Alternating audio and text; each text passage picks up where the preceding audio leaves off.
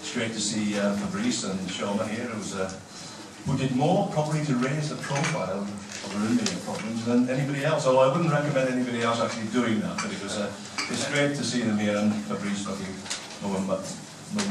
looking quite so well as he is. I think the aim of today's event is to showcase the 10 years of advancement in raising the profile and treatment of various arrhythmias. That's really the point. It's about 4 years since I became aware of the whole issue of arrhythmia when I was diagnosed with atrial fibrillation, which is probably one of the most common sorts of arrhythmia. Up until then, I mean, I think what influenced me more than anything else at the time was up until then, I'd never heard of it. And then I understood, after taking some just how common it was, and of the implications of not treating it and just leaving it with it. That was the sort of reason I became quite interested in the issue. I never understood how it happened to me. I thought, actually, that it was to do with the last general election that I made a huge effort and all the stress and lack of sleep, totally discoordinated eating pattern and all that sort of stuff. And I thought maybe that would cause it. In actual fact, we've got another general election coming up next year. So I'll probably be a bit more careful. Anyway, I was one of the lucky ones. Electric shock, cardioversion. I was just put back into rhythm, and as far as I know, Judy Lovan hasn't held my pulse lately to check whether it's still alright, but I feel pretty good, so I think I'm probably alright.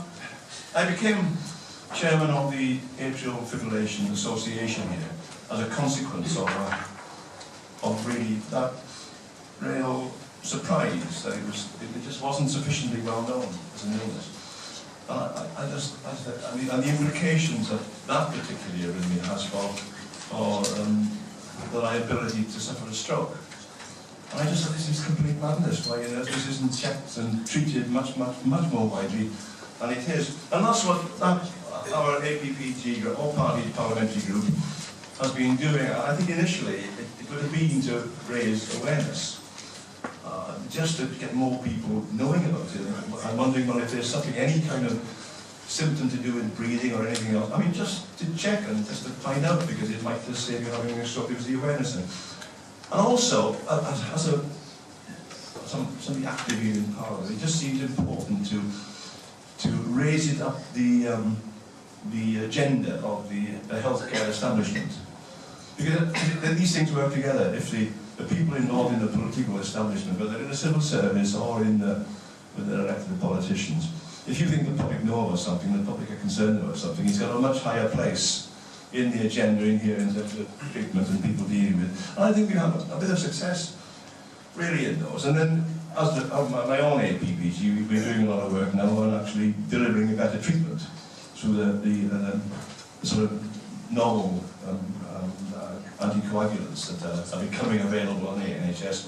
And I think a measure of the success of what can happen in a group like that. I mean, in the last few days, I've seen two really good articles in the press. One was in the Mail on Sunday, when I think the vice chairman of the group, Jerome Jones, here somewhere looking very smart, I'm not quite sure where. But she was widely quoted in that, and a really prominent piece.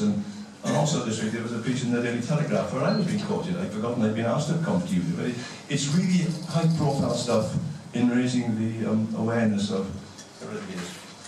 Now then, all I want to do is to wish you all a really good meeting.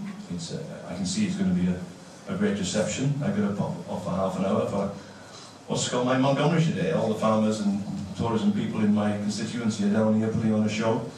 I'm told it's packed, so there won't be any food left for you if you come along later on, but I've got to go for half an hour. Then I want to come back and listen to everything what you've got to say, because this event, I want to be part of it.